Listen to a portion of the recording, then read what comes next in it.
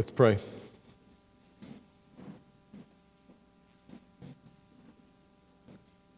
Father, we say amen. We have a hope, only one hope, given by you, and it is you. Thank you. And thank you for giving us music to enable us to sing, to connect it to our hearts in a different way than just speaking. You're kind and good. We turn to a text today and we see your goodness laid before us and think about it and explore it. I pray that you would be good by showing us the depth of your goodness and by stirring us to trust you, to trust it. This is a great need of ours. You in your character, you are good defined, and we easily forget that, and it is important. So Father, please, send your Spirit here in our midst to work in hearts of men and women and boys and girls here, to remind us and to convince us this aspect of who you are, to stir us with it and to support us with it. I ask you to do that, Lord, this morning. Use the words that I will speak, weak as they may be, disordered as they may be. Would you make them straight in the minds of your people here and feed them? We look to you, our only hope, and ask you to make your word clear. By your Spirit, draw us after you. Do good to us, your people, I pray. I pray in Christ's name for his glory and his church, that he would win it all to himself, to turn it over to you, that all may be wrapped up in you for our good and for your glory. Amen.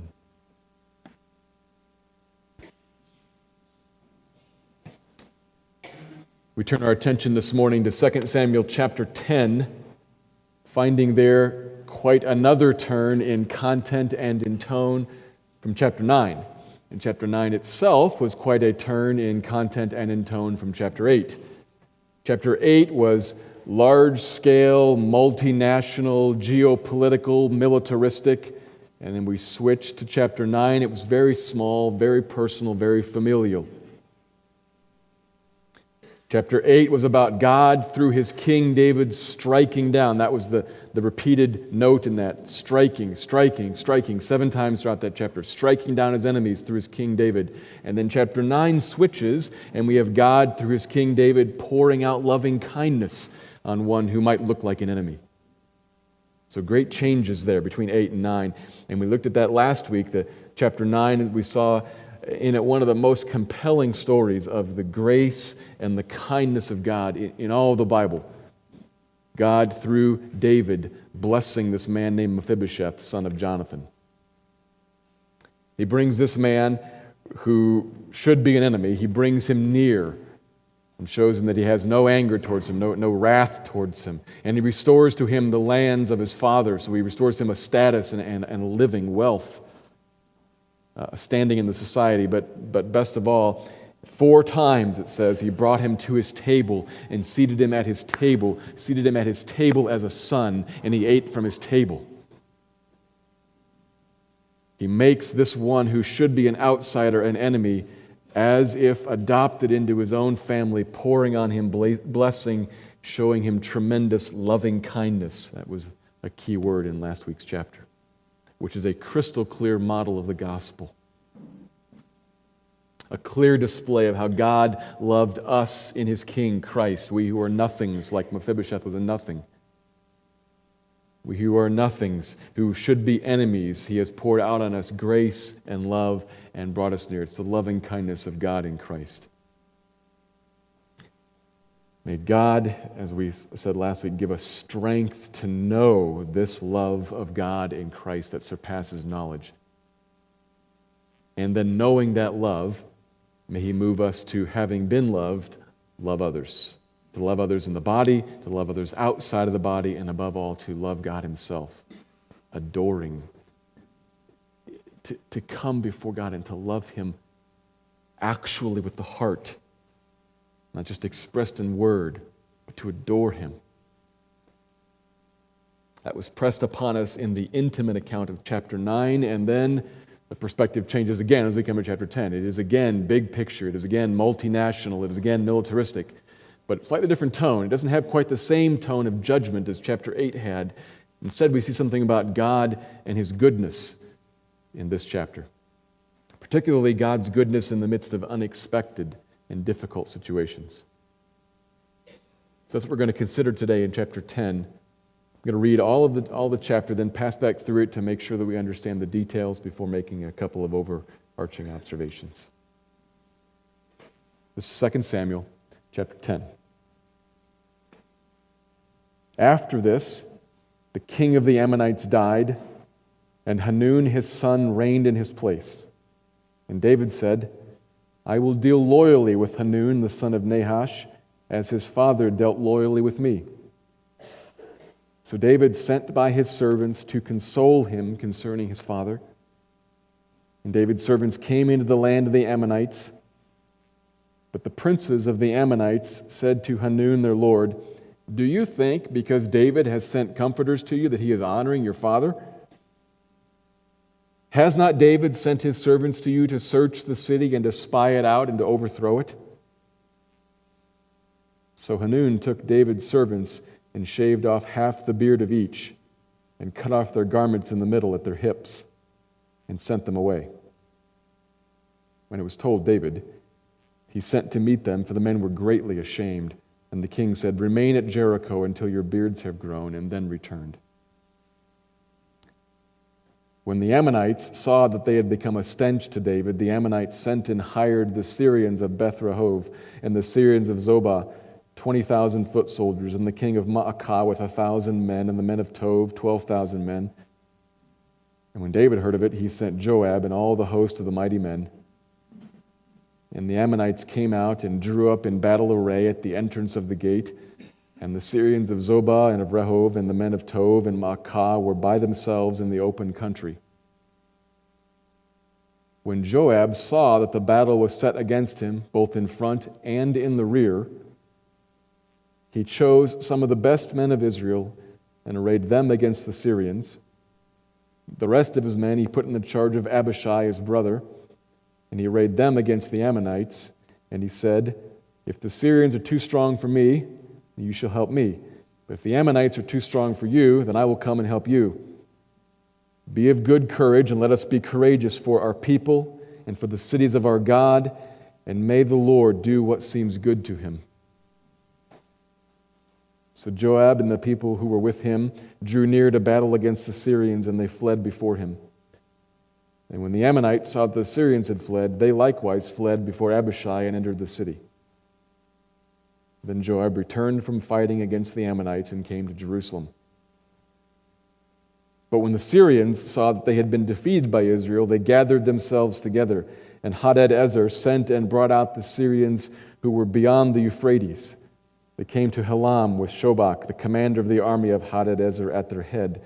And when it was told David, he gathered all Israel together and crossed the Jordan and came to Helam. The Syrians arrayed themselves against David and fought with him. And the Syrians fled before Israel, and David killed of the Syrians the men of 700 chariots and 40,000 horsemen, and wounded Shobach, the commander of their army, so that he died there. And when all the kings who were servants of Hadadezer saw that they had been defeated by Israel, they made peace with Israel and became subject to them. So the Syrians were afraid to save the Ammonites anymore. 2 Samuel 10. The passage begins with the death of Nahash, the king of the Ammonites. The Ammonites were one of the peoples that David had subdued in chapter 8. So we've met them before. They are beneath him. He's a king over a region. They still have their own region. They still have their own king, but he has control. He's dominant over them. But it seems that it used to be the other way around, back when Nahash was king of the Ammonites. It's likely that he is the same Ammonite king that we met before, way back in 1 Samuel chapter 11. He was an evil, brutal king. He was the one who was going to gouge out the right eyes of the men of Jabesh Gilead until Saul, brand new King Saul, came and defeated him. Seems like it's the same guy, but that was a long time ago. There's no timeline given us, but that was 50 plus years ago, long times past. And it seems like somewhere along there, Nahash came to deal loyally with David. David says so in verse 2. And it's that same word, loyal, that connects us back to chapter 9. The word translated kindness back in chapter 9 several times. Very important word. We talked about it last week. And I rendered it loving kindness as I was talking, by pointing out that it's translated a bunch of different ways depending on context, but it often sits in the context of a covenant or an arrangement. And it often carries the idea of some condescension from one in power to one who is weaker or beneath. A faithfulness, a loyalty to do good to this one who's on the bottom, so to speak. So it could be translated kindness or loving kindness or loyalty. We can imagine that perhaps Nahash dealt loyally, dealt with David, who was on the run from Saul, was kind to him because, kind of like the Philistines, they had a common enemy of Saul. That's what we can imagine, but it doesn't say what happened exactly. But somehow he dealt with him loyally, did good to him, was kind to him, and now he's dead. And David is dominant, so the shoe's on the other foot. And because he was shown this kindness, just like he was shown kindness by Jonathan and wanted to show kindness then to Jonathan's son, he also wants to show kindness to the son of Hanun, to Hanun, the son of Nahash, this foreigner, this outsider. David is a king characterized by loving kindness. So, what David does is a kindness with the best of motives. He reaches out to Hanun, and totally unexpectedly, it is met with an atrocious affront. Maybe one of those things kind of hard for us to grab because we don't live in that culture. But persuaded by his princes that David's just spying out the land to find out what all of our weak points are and to keep us down, to conquer us even more, he shaves off half their beard, which is not a trim, it's a shave off half. Like that. Culturally, a clear display of a cutting off of their manhood. Which is why David allows them to kind of stay out of the public eye. Stay in Jericho until your beard grows back. Don't expose yourself in public like that. It's shameful. It's humiliating. As is having your garments cut off up to the hips and then having to walk out of the city, mocked surely. This is public, shocking degrading of the official envoys of the dominant king over top of you. David has a heart, he has a disposition towards loving kindness, yes, but he knows he has to deal with this in might or he's going to lose total control of everything. You can imagine a little bit of this. We kind of look like a war over a beard, but imagine if John Kerry went to China and they shaved his head and stripped him naked and put him on a plane. We'd have to do something about that. And don't do that anymore, wouldn't be good enough. David responds to this as he knows he must militarily, and they know he's going to respond that way, and so they go and hire a bunch of mercenaries. Some of the folks that we've met before from chapter 8. The Ammonites rally an army from those under the authority of Hadadezer. It's a small force at first. It lists the numbers. They're not that big of an army. And when Joab comes with the Israelite army, it also is a rather small army, just the standing army. Joab with his second-in-command Abishai. They come to punish Hanun, and they unexpectedly find themselves in a dangerous trap. He realizes the battle is before him and behind him. He's surrounded. He walked into something. And what follows then in verses 9 to 14, it's the center of the passage. It's the explanation of Joab's plan and his speech. And for such a brief event, we get a lot of text. So we're going to end up focusing on what he says there. As we move on, we're going to give attention to that. But he says what he's going to do, and he says why he's going to do it. And then they fight and win the battle and go home. But it's not over. The Syrians, verse 15, saw that they had lost that, and now they all rise up. Those whom David had struck down in chapter 8, those under the command of Hadadezer, they all gather together, and Hadadezer calls out all the stops. He pulls out everybody, even from beyond the Euphrates, rallies a massive army and marches on Israel. And David, hearing that, he calls out all the stops and musters all of Israel. Not just the standing army, he calls up all of Israel and leads them out personally, crosses the Jordan, and goes out to what could be another Mount Gilboa moment. This is everything on the line. And as he's marching, you can almost imagine him thinking, how did all of this happen? I just wanted to tell him I was sorry his dad died, and that I was going to deal with him kindly. What on earth is going on here? And the answer is verse 19. What's going on? God is providentially putting an end to the Syrian threat once and for all. David, you struck them down before, but obviously they weren't done, but now they're going to be done. You've called them all out, surfaced them all, and you now will have peace. You're welcome. Though neither Joab, surrounded in verse 9, or David marching off to battle in verse 17 would have thought to have said thank you. On the front end, this looks terrible. All of this unexpected, hard to predict, dangerous, frightening, humiliating, shameful stuff that rises up on the back end can be seen to be, wow, that is good. Peace. All those folks dealt with, and their allegiances switched from Hadadezer over to us, soundly and resolutely, and they are afraid to help the Ammonites. That ain't going to happen again. Thank you. That's the chapter. That's what's going on here. A display of something that God does that's good, that doesn't look like it all throughout. From that, I'm going to make two observations and kind of push the goodness of God towards us and help us to think about it. Here's the first one. The Lord will do good for the sake of His kingdom. The Lord will do good for the sake of His kingdom. I draw this particularly from what Joab says in verse 12.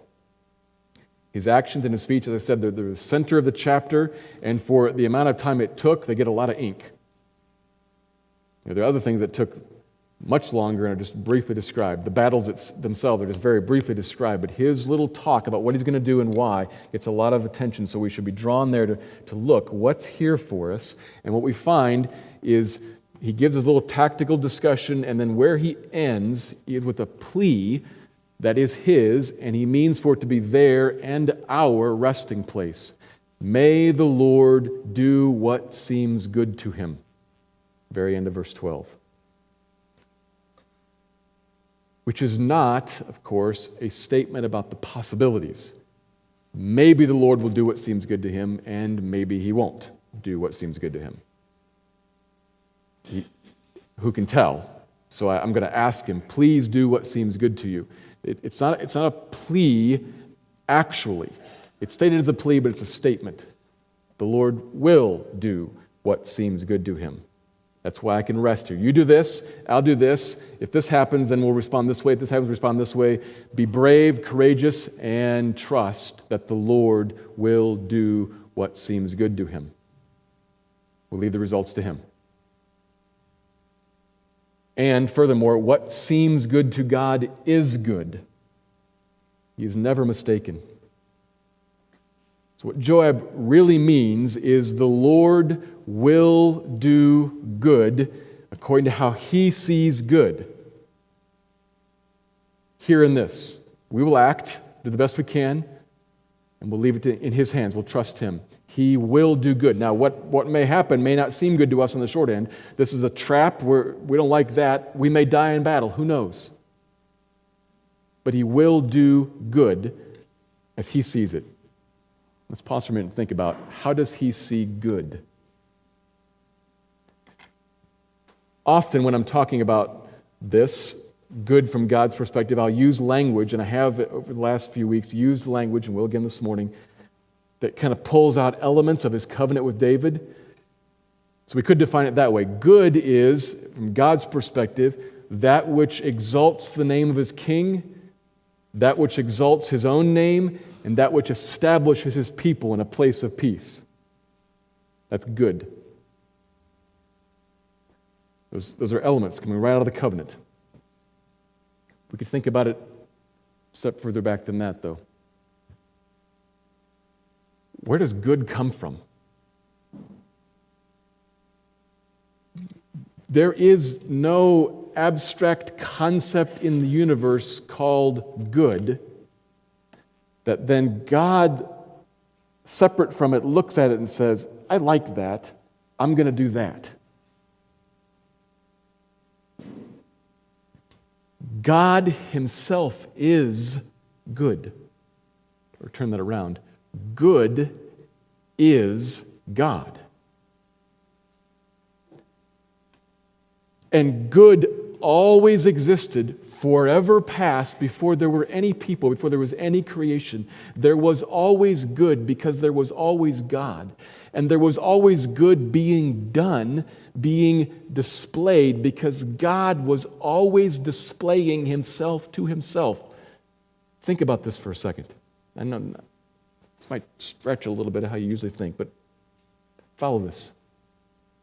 God the Father, God the Son, and God the Spirit are always interacting with each other, and they themselves, He Himself, the one God who exists in three persons, He Himself being good, as the Father looks at the Son and the Son looks at the Father, they see good being shown, being displayed, and they glory in that within the Godhead, within the one person of the Godhead.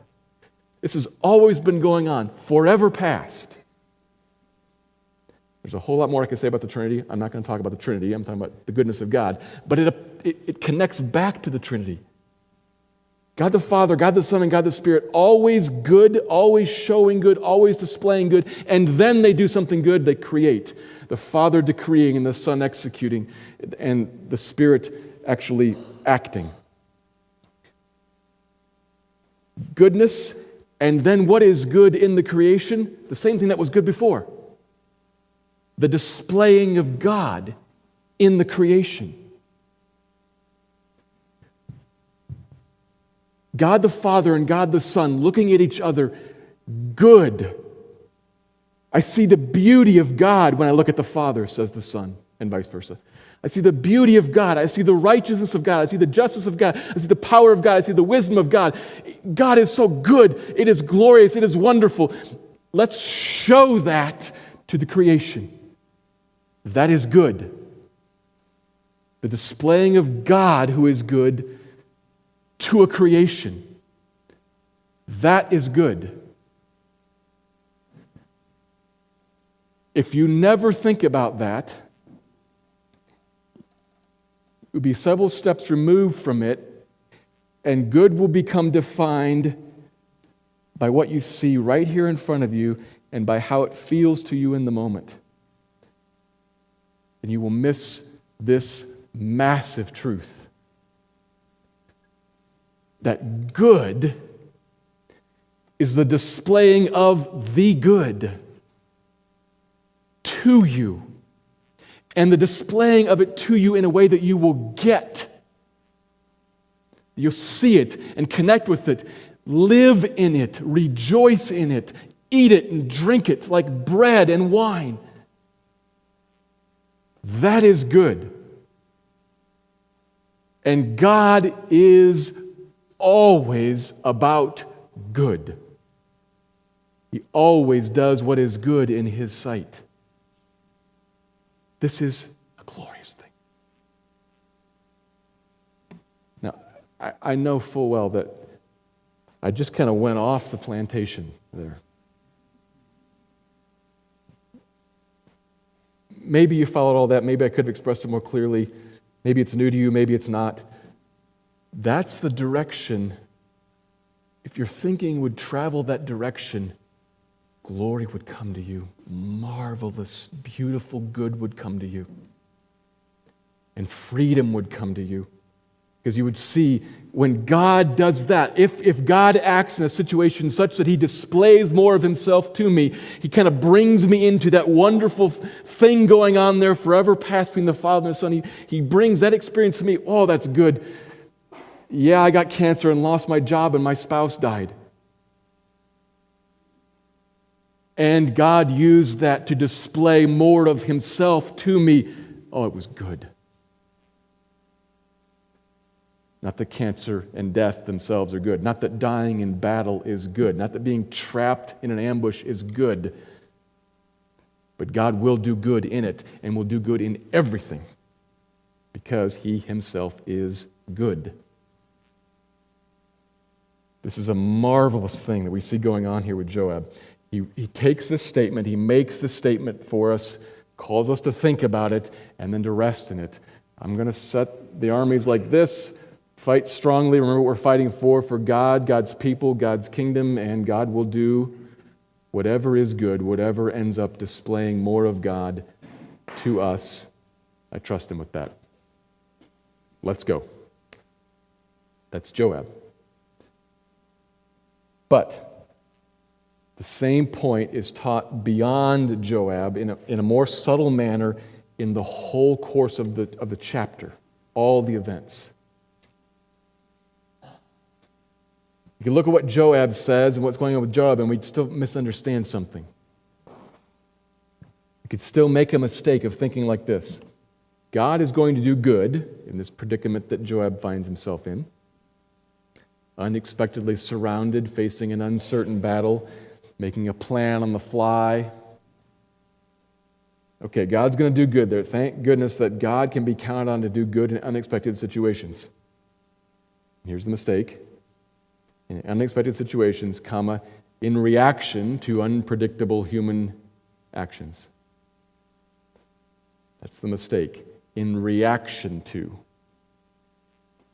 This is a very common mistake. We slide into it without even thinking. Thank goodness that God, like the cavalry, always rides in to save the day at the end, just in the nick of time. Or it's as if God is a great chess player for good against evil. And evil moves like this, and God is brilliant, counters it. And then evil moves like that, and God counters it. Reactive. That's not what's going on. Here, anywhere. God is proactive. In truth, God is proactively working together all things, even the unexpected humiliations and fearful traps, in all things doing good for the sake of His kingdom. Verse 19 is not a lucky outcome. It's the goal of a great plan. God providentially brings about, verse 19, a good and great goal for the sake of His king, for the sake of His name, for the sake of His people, breaking the power of the enemies, establishing His people in a new level of peace and ascendancy in the region, honoring the name of His king. Hadadezer gathers together this massive army and is crushed. And when all the kings saw that, they switched. They made peace and they switched allegiances.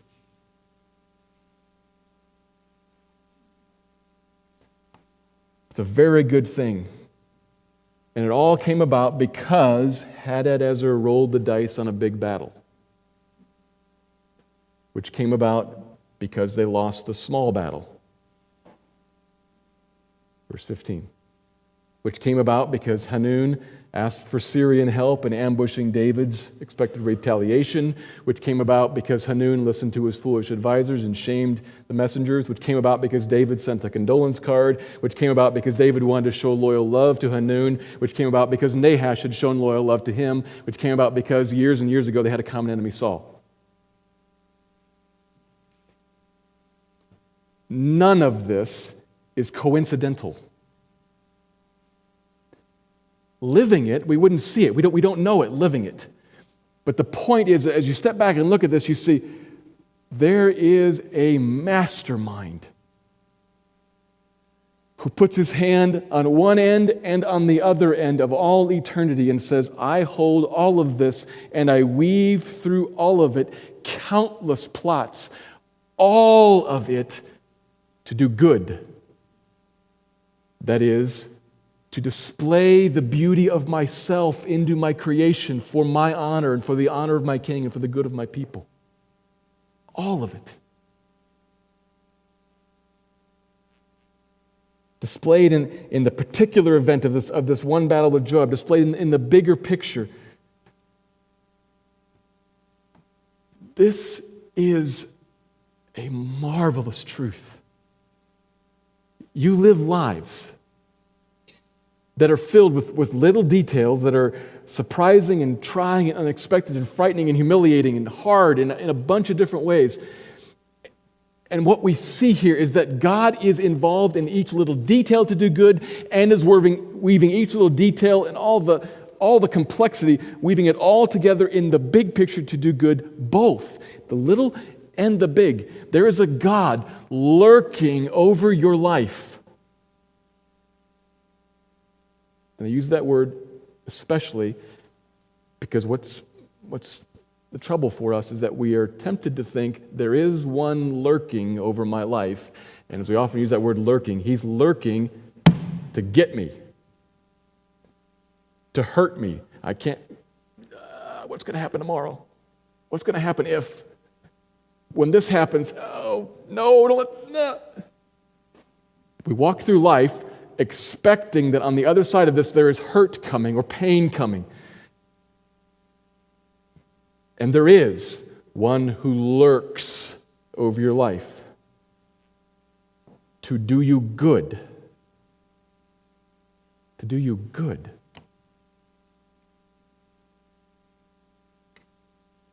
Joab in the middle of his ambush here, and David on the way to battle, they might not see that right in front of them.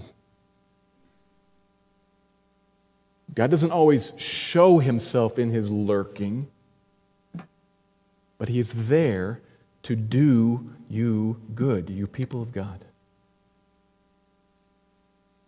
And he always does what is good, and he always does it. Can't be stopped.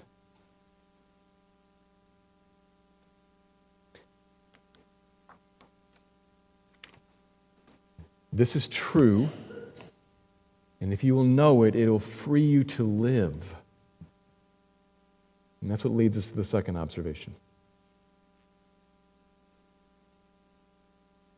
The goodness of God, here's the second observation.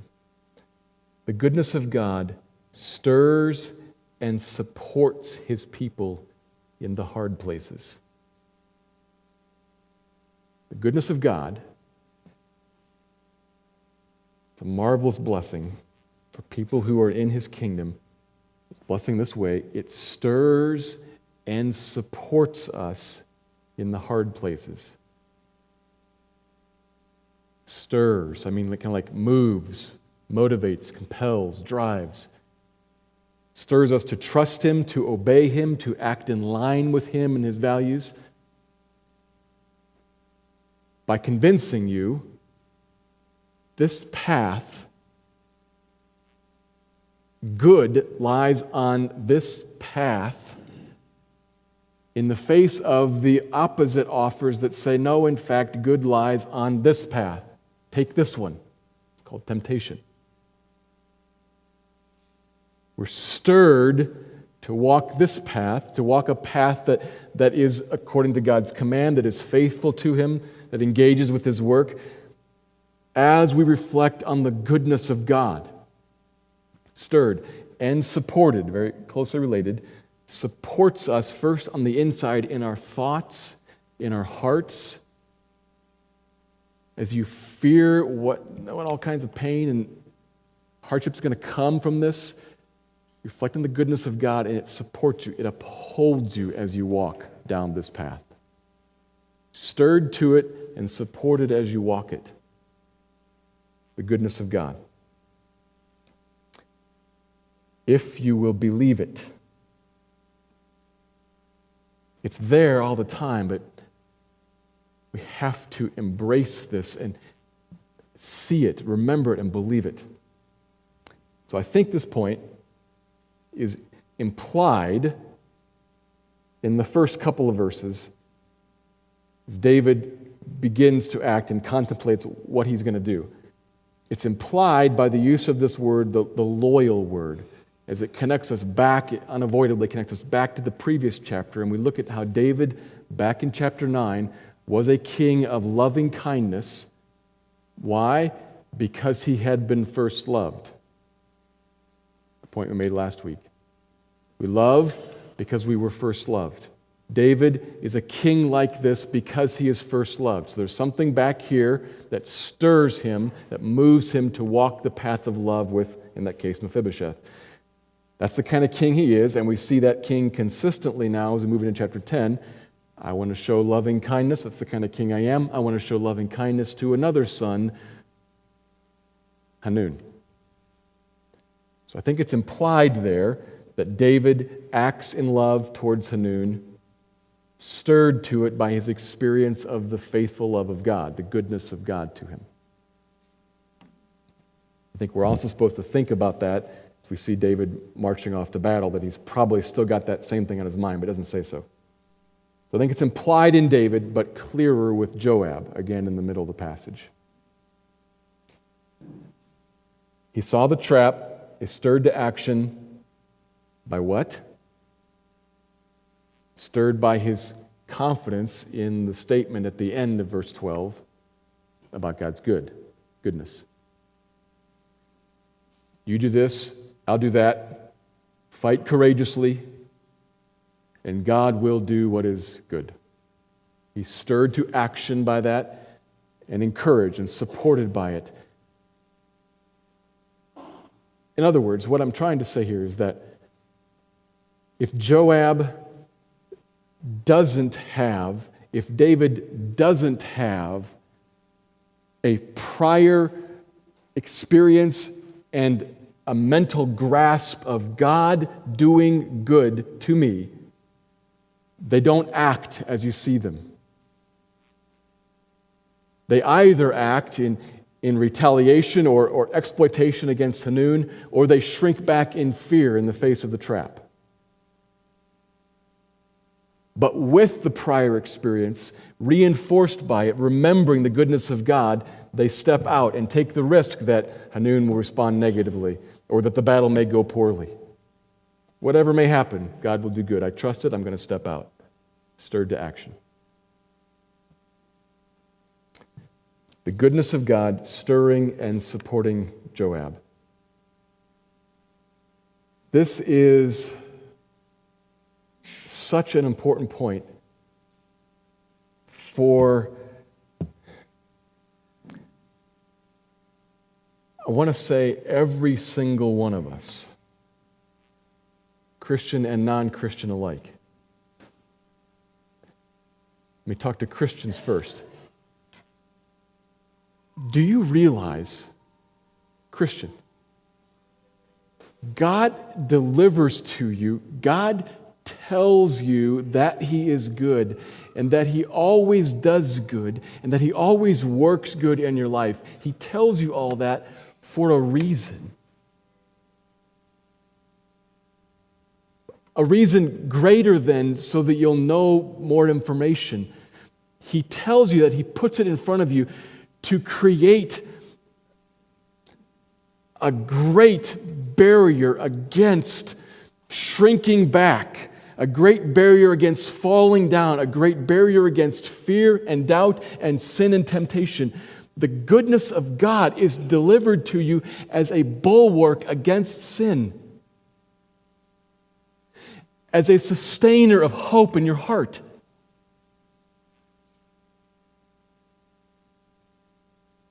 If you were a betting man, if you were somebody in Vegas betting at the roulette table, and you knew that every bet on red is a winner, knew it, would you ever put money on black? I hope not. If you knew it, and if you knew that every bet on red was a winner, would you sometimes put money on red and sometimes just watch? Now, I know, I'm not advocating gambling here, okay? Work with me. Would you? I'm going to sit this one out. Oh, look, a winner, because if I had money on red, I would have won. Would you put money on red and cringe? Look at it with one eye closed. If you knew every bet on red was a winner. No. You would put money on red every single time, everything you had confidently. If you knew that red was a winner. And you would look at those putting money on black and you would think, why? Don't you know? Why would you do that? You look at people hedging their bets, putting on black and red both, maybe to kind of cover. No, there's no need to cover. You look at people standing around the edge of the table watching, and you'd say, get in the game and put money on red. If you knew. So why do you live, Christian? Why do you live hesitantly, hedging, fearful, standing aside, drawn over to invest in other things? Because you don't know. You know God is good, but you don't know. You know He's good. If you're a Christian, you've experienced some of His goodness. You have experienced the freedom that the cross bought you. You know some of it. But brothers and sisters, I plead with you, know this goodness of God. Know the passionate commitment of God to, in all things, always do good to you, child of God. In everything. Everything. In the little details and in the big picture both. In every single thing. Yes, I know some of us, we know it's going to work out in the end, but right now is terrible. Right now, in the terrible is also doing good to you. In the terrible even, He is going to reveal Himself, which is the definition of good, remember? He's going to reveal Himself to you in new and in fresh ways, even right now in the terrible. And it could very well be that that's the purpose of the terrible. Have you considered that?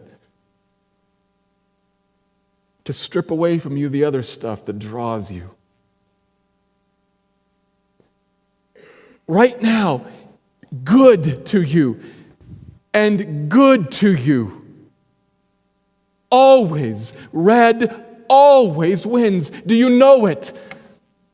Then do not fear and do not hedge and do not put money in other things and do not sit out.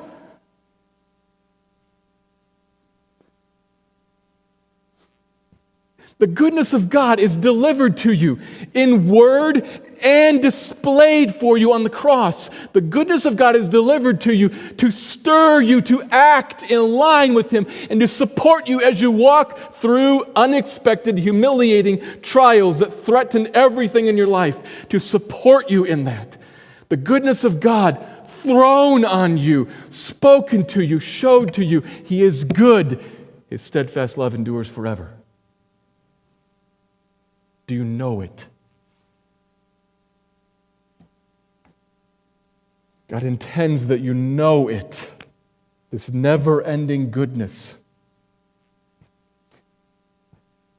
And if you're not a Christian, there is a well a sea, an ocean full of goodness here, and you stand on the shore currently in sight of it, but not in it.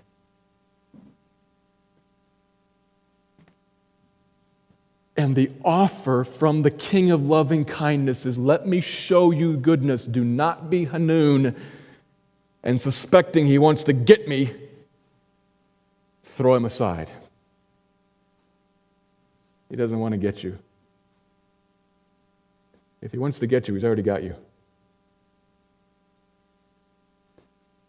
Jesus came into the world, he says this in John 3, essentially. I came into the world not to condemn men, they're already condemned. I came into the world to save men and women and boys and girls, to save those who already are condemned. He already has you. He has come to save.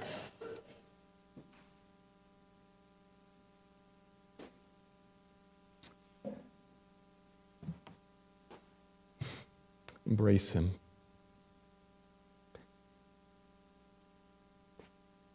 Christian, we're going to walk through life facing an endless array. We see just one little scenario here in this chapter of the unexpected arising and twists and turns in a story.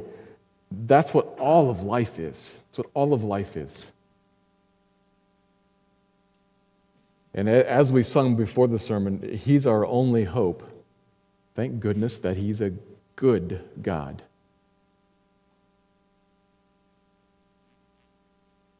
He means to press that on you, to undergird your heart, to stir you to follow him in hope.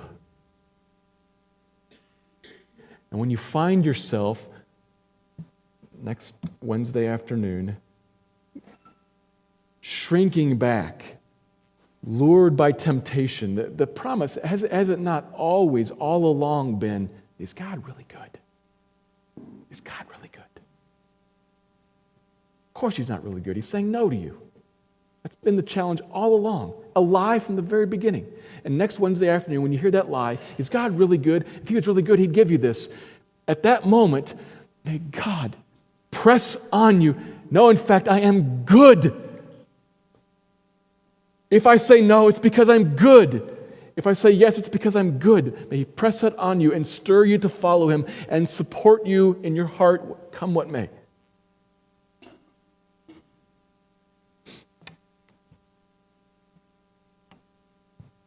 God always does good to his kingdom. Trust him, walk with him, and enjoy him. Let me pray.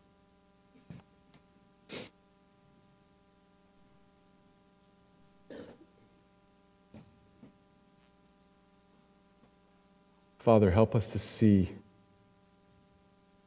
that you always do what is good in your sight, and that is good, that is blessing to us.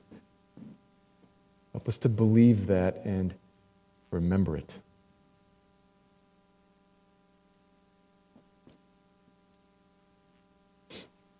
Lord, we need your help. We are people prone to forgetfulness, prone to wandering. It's what we are. So help us, please.